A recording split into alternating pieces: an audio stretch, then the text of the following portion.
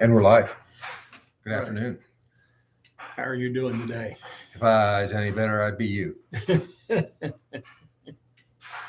So we're coming live from downtown Urbana. The square is just right over our shoulder right here. Yes. And I'm not going to move the camera, but anyway, if you look off Doc's left shoulder, you can see downtown. That light coming over from over there. So we're going to change it up today, and this will be our last live for a while. We're going to be going on site with farms. So we're going to doing live is kind of a crapshoot because if you don't have good signal, it can be problematic. So we're going to be recording. We're going to be visiting a lot of different places related to animals, related to farming, related to having fun. So maybe we'll hit the roller coaster at Cedar Point. I don't know. Well, could be.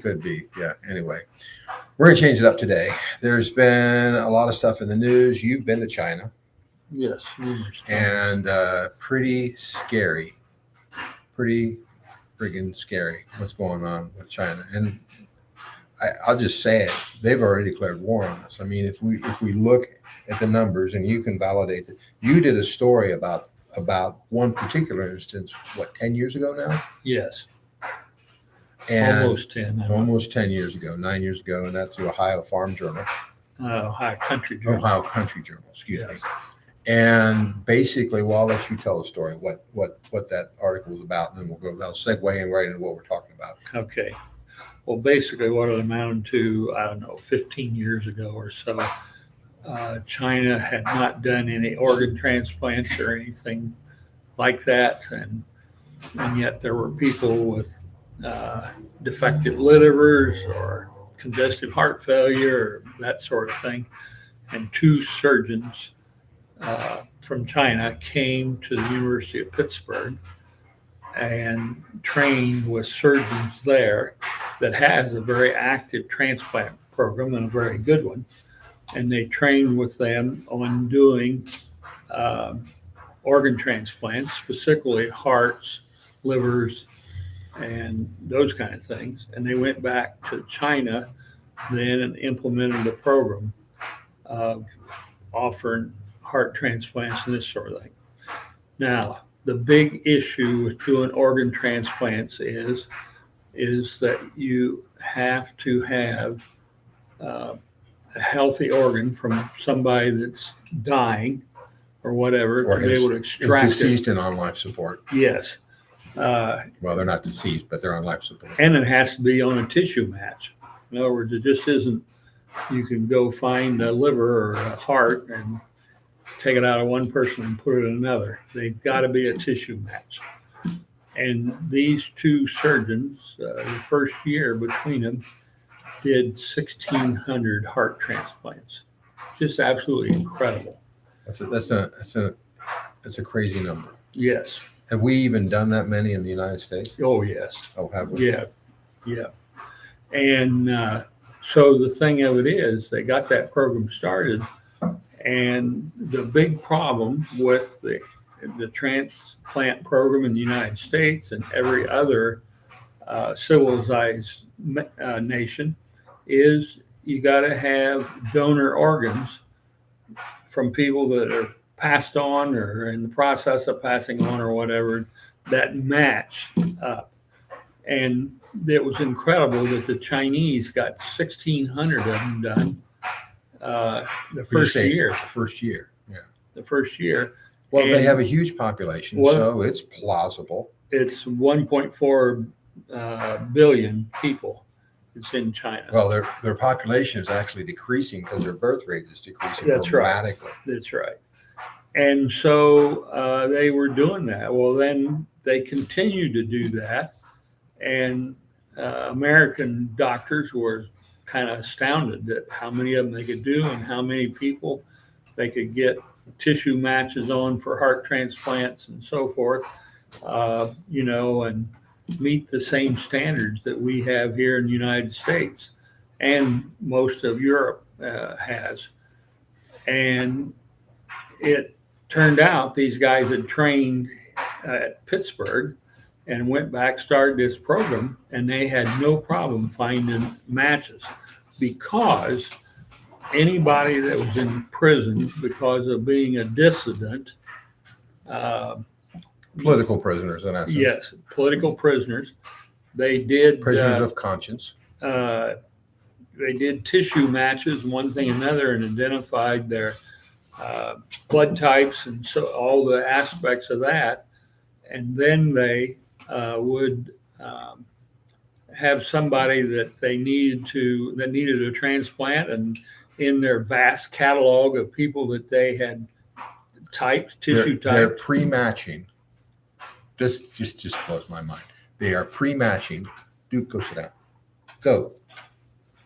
You're interrupting. My dog wants to be a part.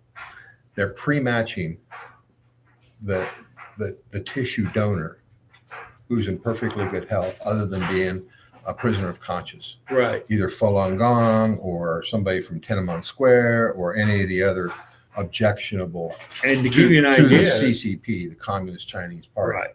And to give you an idea, they've got like 1.5 million people of prisoners of conscience that are in these internment camps, and they're tissue matching them all, so that when they need one, they know who to get. And so they bring them in and they anesthetize them, and they take their organs, as many of them as they can: kidneys, hearts, lungs.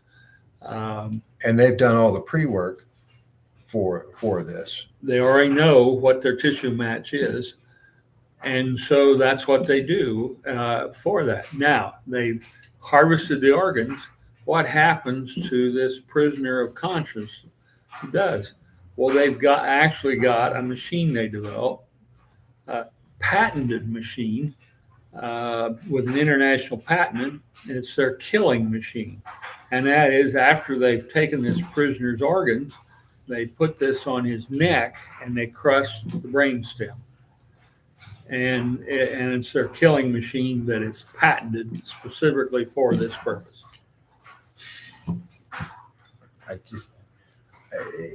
Unbelievable. In the 21st century, 80 years from the catastrophe of World War II, Yes. that this is going on in our world, and that we're spending $500 billion a year on retail products with this country. Yes. But now you've been to China, and Yeah. you can attest to. I've never been to China. I've met lots of people from China and worked with many people from China. But you've been to China, so you know the character of some of the Right. people of China. Well, that you've met. basically, there's a lot of people, good people with integrity, that, and some of them, like the Falun Gong, is a spiritual thing that they get involved with. Very positive, Right. very positive thing. That And- what we would view as very positive. And It's a threat to the Communist Chinese Party in And- some perverse way.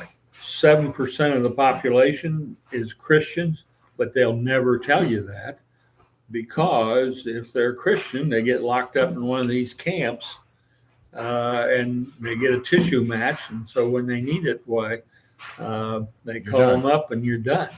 And can you imagine if that was your son or daughter, or your mother or your father, or your aunt, or your uncle? I mean, just because they think a little differently, Right. I mean, it's just unconscionable in the Right. 21st century. And so the thing is, these two surgeons were doing this, and a surgical nurse, and I don't know her name, but she managed to escape the country. Well, I heard today, and I think it's true. I haven't researched it and checked and verified the facts, but there's a gentleman who had part of his lung and part of his liver removed who survived, and who is in either Korea, Japan, or the United States, I believe. And he is a witness to this.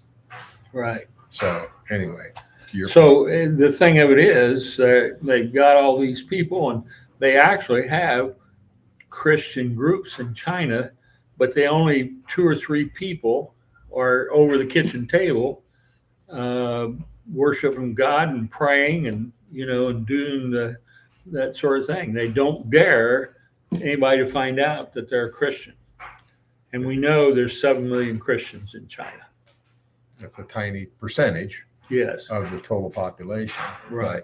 But even still, just astounding. Well, there's that. And we spend as a society, we're spending $500 billion or thereabouts, look it up, with China every year.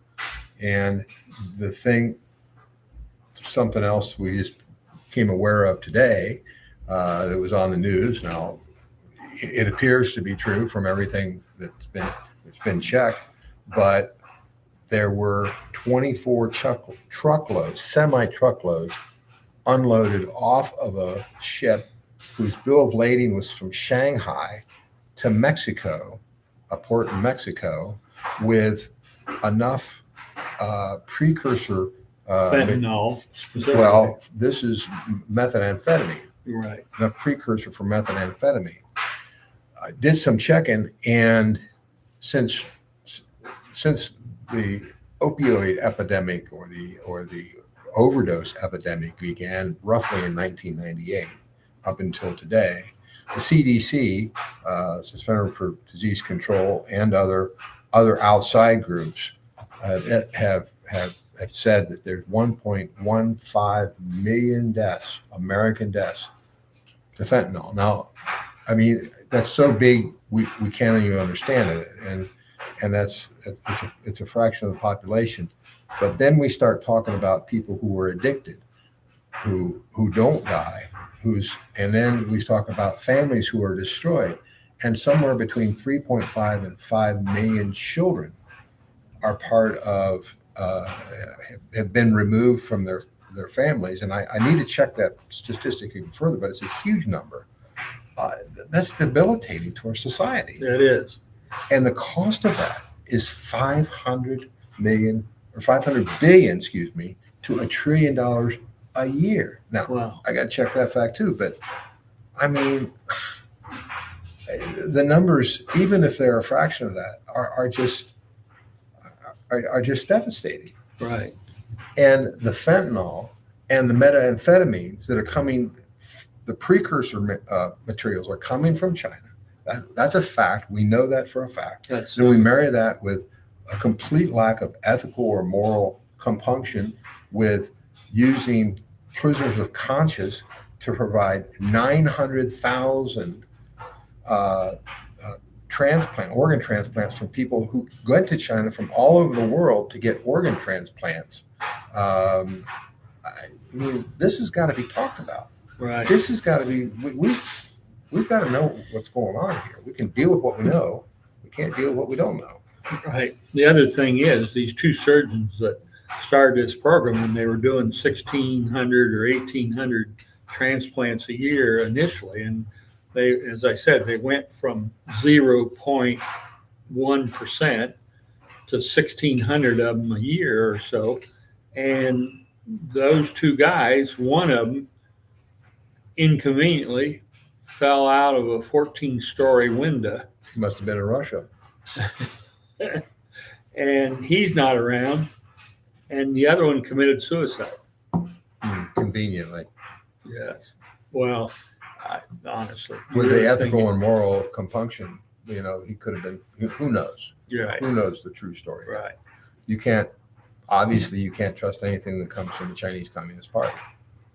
And the thing of it is the Chinese Communist Party is a minority in China. Tiny minority. And there is many honest people, hardworking, eking out a living on peanuts and this sort of thing. And I get up in the morning at 5:30 in China, and there are 40 or 50 Chinese citizens outside of my window, and I'm up on the 14th floor or something like that. This is the last time you were in China. I've had this happen several times. Several times. You've been to China, what, 9 times? Yes. Yeah. The Falun Gong is this, it's related to kind of Buddhism and that sort of thing. And they'll be out in the yard outside the hotel singing religious songs, exercising, and spend an hour doing it. Yeah, having fellowship. Yep, having fellowship with each other. And it'll be women and men both. And there might be 30 or 40 of them out there at a time. I've seen this a number of times. Wow. So pretty scary. Pretty Right. scary that we have people like that run around the world 80 years hence from World War II, the 21st century, where most people in the world just love their children and just want to raise their families in peace. And here we have these nuts. I don't know how else to say it. Right. Doing such appalling things. And the thing of it is, our politicians, many of them, are just turning a blind eye to this whole business of what's going on. Obviously, we've turned a blind eye to the fentanyl. Both parties, both sides of the aisle. Right. Have For the last 10 years. I mean, in other words, we've known of this for 10 years. It started to come down. The fentanyl deaths have started to come down, but I mean, it's still stratospheric. I mean, we had in 1998, we had about 9,000, and this is off the top of my head, so don't quote me on this, but about 9,000 overdose deaths in this country. Last year, right around 100,000 overdose deaths, and most of those due to fentanyl.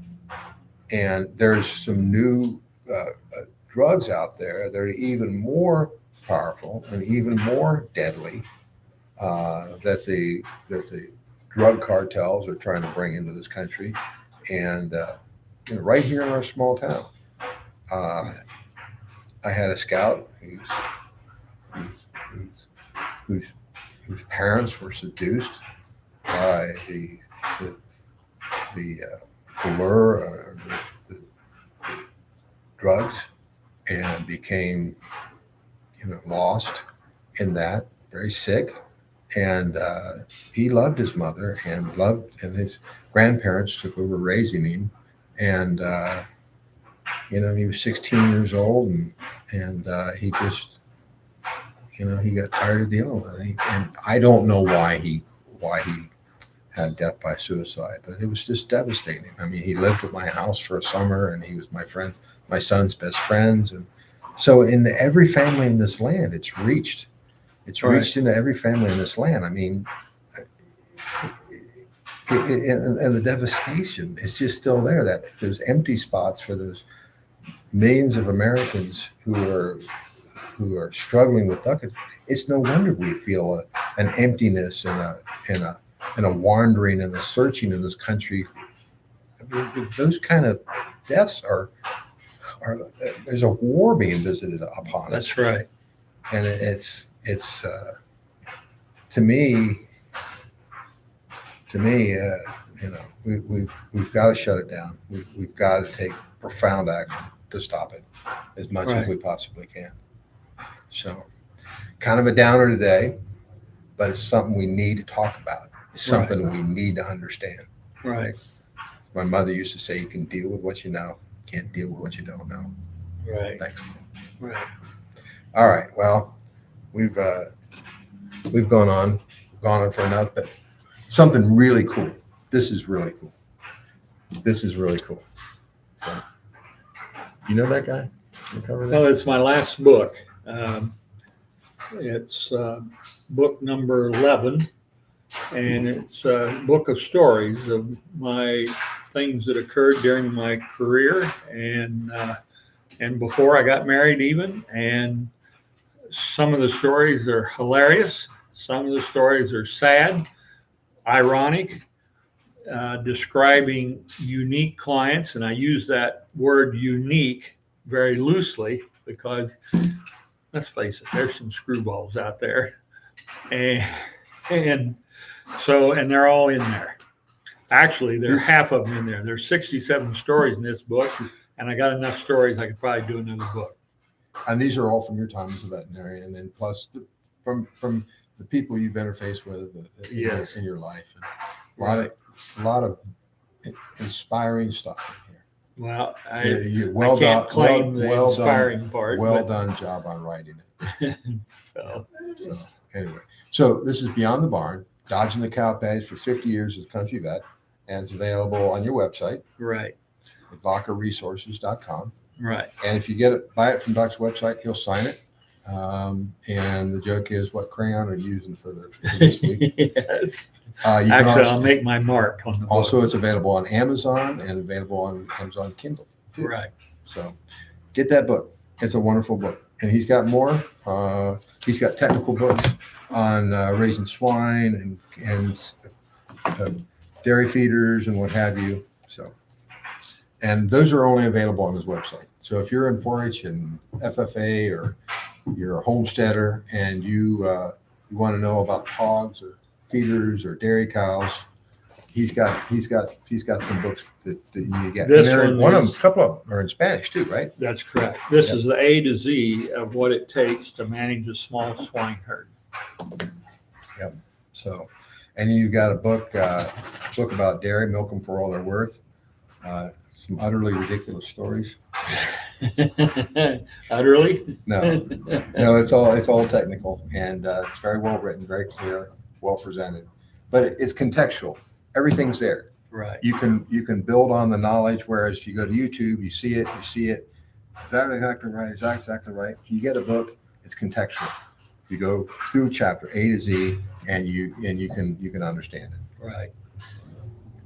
Go down. Go lay down. Go lay down. One. Okay, that's it for today, and we'll be back next week. 3 or 4 broadcasts as soon as we start getting out and meeting people. If you're getting around pretty good these days, well, a little better than you were 6 months ago. Yes. Yep. So anyway, we'll be out and about again. So we'll talk to you soon. You guys have a great weekend. You have a great weekend. Likewise, you do the same. Okay. Bye now. Don't do anything I wouldn't do. Well, it means I better stay out of the strip clubs, huh?